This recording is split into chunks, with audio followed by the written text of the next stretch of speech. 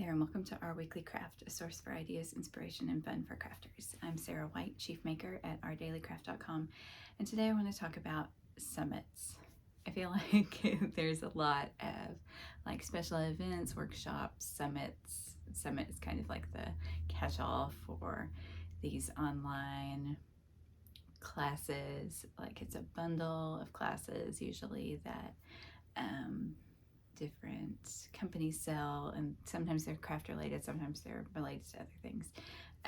But I've been participating in some as a teacher, and so I kind of wanted to talk about that and like what the benefits are for a student and what the benefits might be for a teacher as well. I'm sitting even closer to the edge over here because I'm using my table to show you some things, but I don't actually have any knitting to show you today because I've got these other things. So we'll just dive right into it. I have been probably in like 4 of the Rebecca Page summits. She does crafty themed summits. So I've done paper crafts twice. The new paper crafts summit is coming out. It starts August 1st is why I had this on my mind right now. I'm about to start working on a project for the holiday gift, holiday crafts. One that's coming out later in the year. I have done, what else? I'm trying to think. I think the other one was embroidery. I did the embroidery summit that was earlier this summer, and yeah, so I think that's all. The paper crafts twice, embroidery, and I'm going to do a knitting project that's going to be one of the VIP projects for the holiday craft summit. So the way that they work is it's usually like a couple days or a week long thing, and there are classes that are released every day. So for the Rebecca Page ones, they're usually a week, and it's a set, you get so many classes that are open every day, and you get access to them for 24 hours. And then if you buy the VIP, and it's free to attend the summit when it's live, but then you get access to the classes for 24 hours. Some courses will do like 48 hours instead or whatever, but it's for a certain restricted amount of time. And then if you get the VIP or all access kind of pass, you get recordings of videos that you can keep.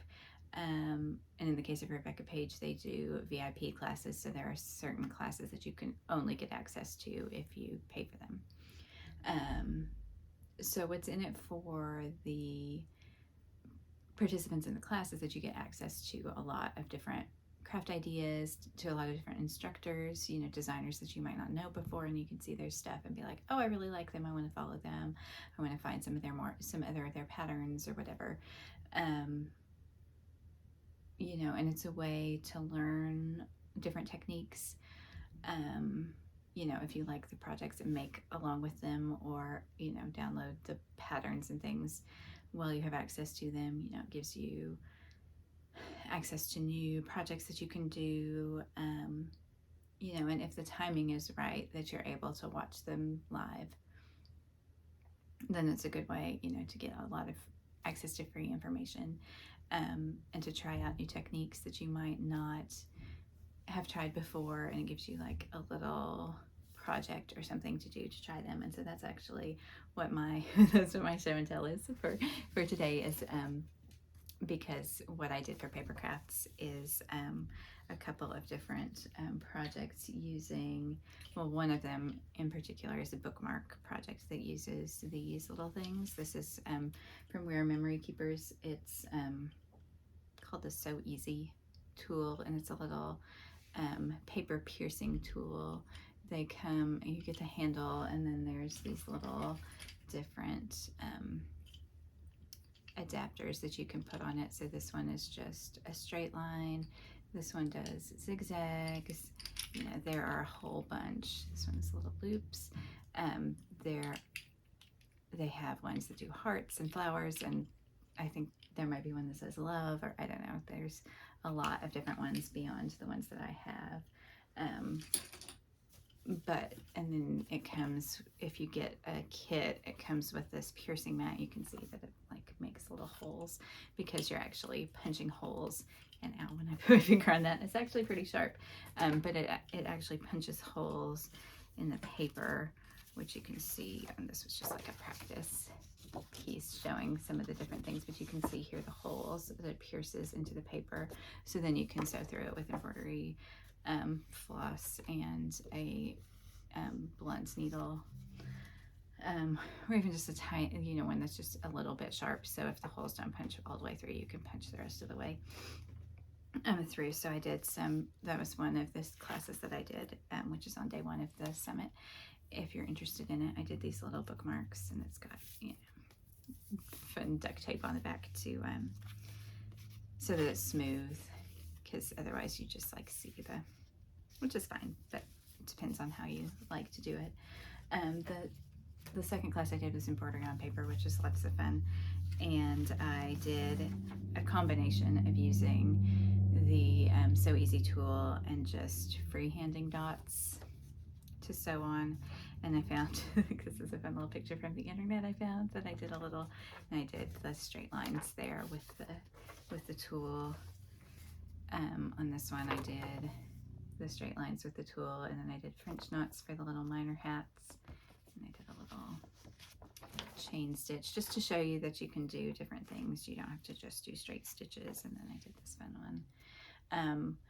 These are for magazines. Like I do book reviews for Forward Reviews, and they often have cool illustrations from books that they've used to illustrate the magazine, and so that's where these came from. Anyway, so you know, those are just like fun little bite-sized projects that you can do. They're not always projects like that, but I like to do things that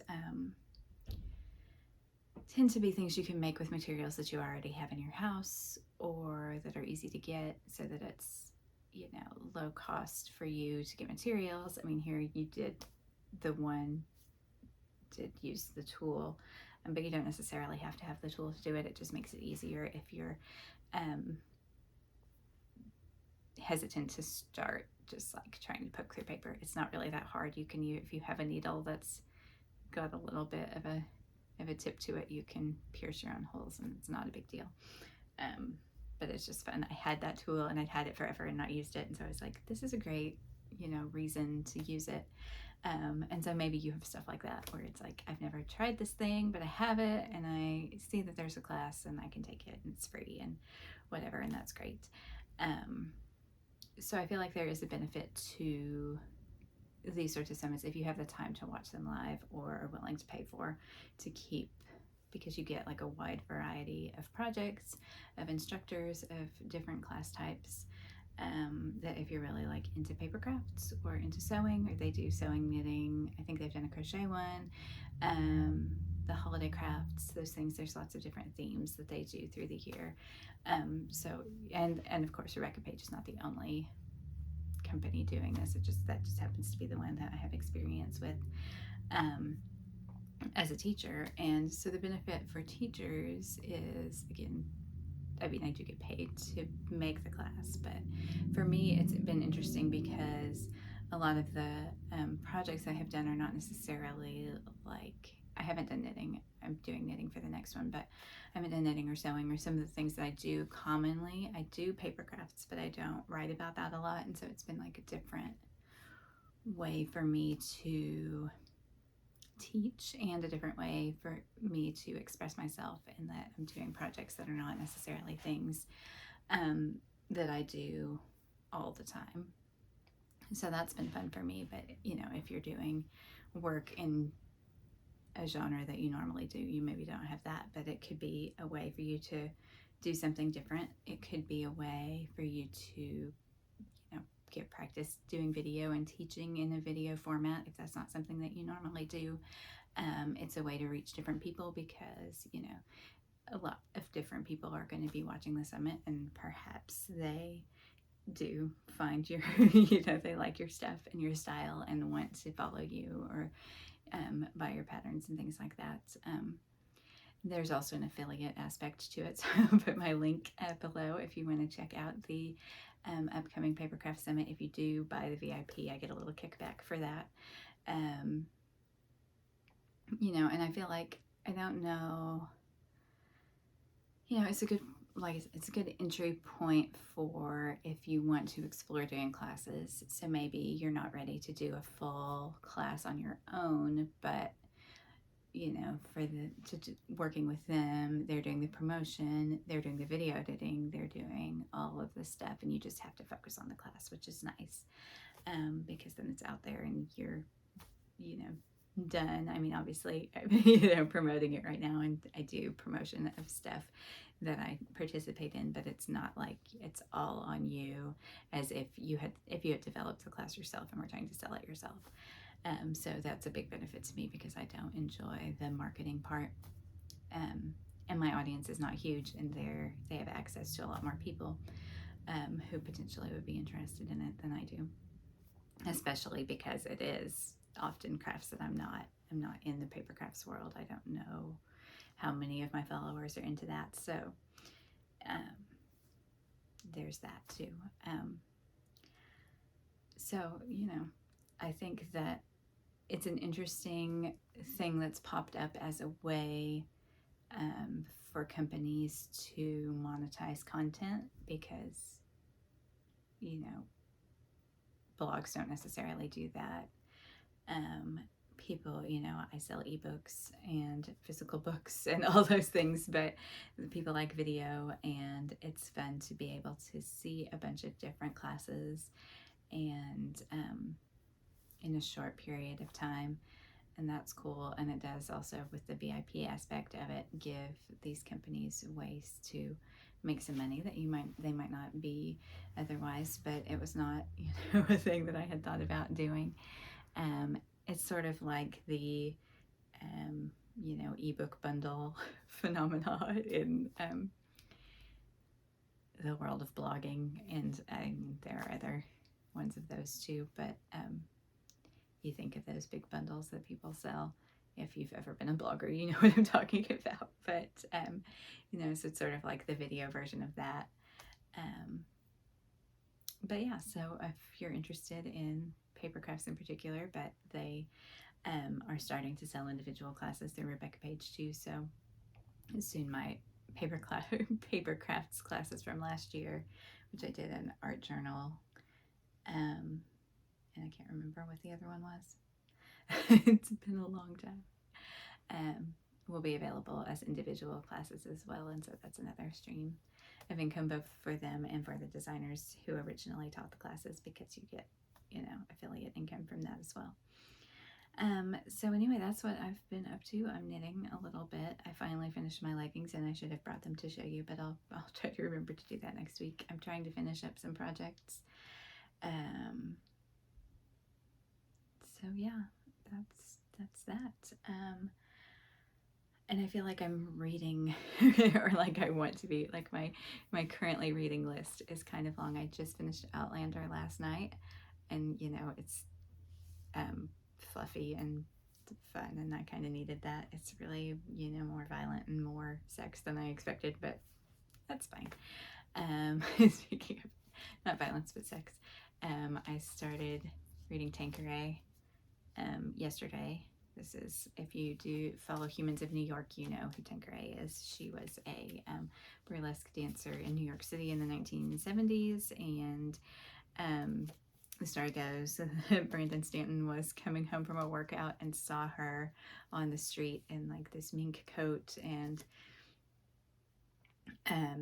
she talked to him first and said, why is it only white boys wear shorts in the winter? Because it was like November or something. And they struck up this conversation, and, you know, her posts on Humans of New York were the longest series ever run and the most viewed ever. And so the book is that, but it's also more of her story, and there's illustrations and photos and things that weren't in the original, and it's just another way to like support her. They did a GoFundMe for her because she's in poor health and she needed some medical help and some help with her apartment and things, and they raised like $2.7 million. And so this is just like another way to help her, to support Humans of New York, all of that. And it's kind of a fun read too. It's a very fast read. I read like 40 pages of it in just one day. Yeah, like 45 pages just in like 15 minutes or something. In topical reads, I have Handbook for a Post-Roe America by Robin Marty. This book came out a while ago. It was before, or it was overturned, obviously. It first came out in 2019, but it was, you know, anticipating that what has happened was going to happen. This is Complete Guide to Abortion Legality, Access, and Practical Support. And I feel like that's sort of like what we need right now, whether you live in a state where it's still legal, where the legality is precarious, where it's gone, whatever. It's important to know like what's next and how we can actually provide support for the people who've been doing this work for decades. Even when Roe was secure, there's been a need for, you know, transport and aftercare and support of clinics and support of women, and all of that has all been established. And it's just that the rest of us need to key into those things now more than ever if we hadn't already been involved in those things. I'm also sort of reading, I have checked out and haven't really dived into yet, You're the Only One I've Told, which is essays about abortion. And so, you know, I went from Outlander, which was my escape, to like, okay, now I can get back into the reality of now times. And I'll probably finally finish Project Hail Mary this weekend now that I finished Outlander. I don't know what else. I feel like there's other things, but lots of reading and lots of watching. I finished The Invisible Pilot, which is on HBO. It's about a guy from Arkansas, which I'm from Arkansas also, but that's not really why I was interested in it, but who was arrested on drug charges in the late 70s and faked his death and became this like drug smuggler who ended up getting roped in by the CIA to deliver guns to Nicaragua during the Contras were supported by the CIA trying to overthrow the communist government, or communists, and so the Russians and the Americans were sort of fighting a shadow war in Nicaragua in the 80s. If you weren't alive then, you may not know about all that, but so he was flying guns to Nicaragua or Costa Rica that were funneled to Nicaragua and coming back with cocaine in his plane, and then he got arrested, and then he actually testified about all of that to Congress in the hope that it would reduce his sentence, which it didn't. But anyway, it's really interesting. It's a 3-part series on HBO. And then I just started this morning The Dropout, which is on Hulu, about Elizabeth Holmes' Theranos company, which was purported to be a medical tech company which would sell devices that would allow you to take like a multitude of blood tests at home with a single drop of blood, so that you wouldn't have to go to the doctor and get blood drawn to know what was going on with your health, which is an amazing idea, but it didn't work. So, and the alleged fraud that happened, because she apparently, you know, the people working on it knew that it didn't work and kept raising money as if it worked, and all of that. I'm kind of into like, it's not a true crime exactly, but sort of true crime adjacent fraud stories I've been into lately. So yeah, and all the same stuff that I've been telling you about all these weeks we're still working on. We have like probably 3 hours of Stranger Things left. It's an episode and a half, but they're very long there at the end.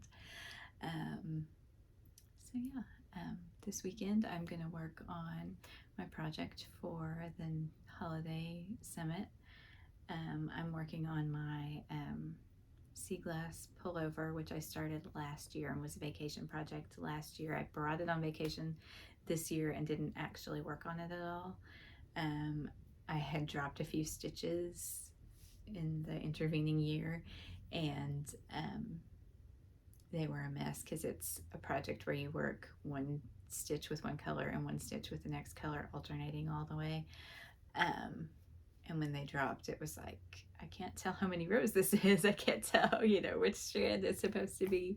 And I tried to pick it up and it looked terrible. And so I did this very dramatic fix last couple nights ago where I took a smaller needle and ran it through all the stitches like a row below where all the drops were, and unraveled the whole thing and then put it back on the regular needle, which is like the least nerve-wracking way to unravel something like that, where if it started going while you were unraveling it with live stitches, it would be a big mess real fast. So that made me feel a little like powerful and like, I'm so smart that I remembered to do that and not just rip out the needle and start pulling, and then it would be disastrous and I would be mad and it would take a lot longer to fix than just taking the time to put a needle in it. It's like using a lifeline, except the needle is the lifeline. And so that gives me a little more confidence for that project. I've been thinking about where I was going to re-knit the top of a sweater and then unravel or detach, because I changed colors partway through and I don't like the color that's at the top. So I was going to re-knit that part and then detach the top and the bottom parts of the sweater and then graft them together or something. So that, you know, being like, oh yeah, I can actually think things through, you know, was nice. And so it gives me a little more confidence in doing some other knitting surgery stuff. So I'm not going to get to that anytime soon, but it's on the list. So I hope that you have a good crafty weekend next week, and that you're watching something good and reading something good and taking time to take care of yourself. And if you've done summits as a teacher or as a student, I'd love to hear about it, because it's sort of like a thing that I was approached to do and I hadn't really thought about it, and I didn't know how they got teachers or how that even worked. If that's a thing that you can like go, hey, I want to be part of your summit, you probably can, but I didn't know how to do that. And so now that I'm in it, I'm like, this is kind of a cool thing, and it's just like a different, you know, stream of income and way to get out there in the world. And doing video instruction is only going to be more prevalent as we get more video everywhere, right? So for me, it's been good and interesting, and I would like to hear some other people's experiences with that. So I hope that you have a good crafty week, and let me know what you're making and watching, reading, listening to, and I'll see you next week.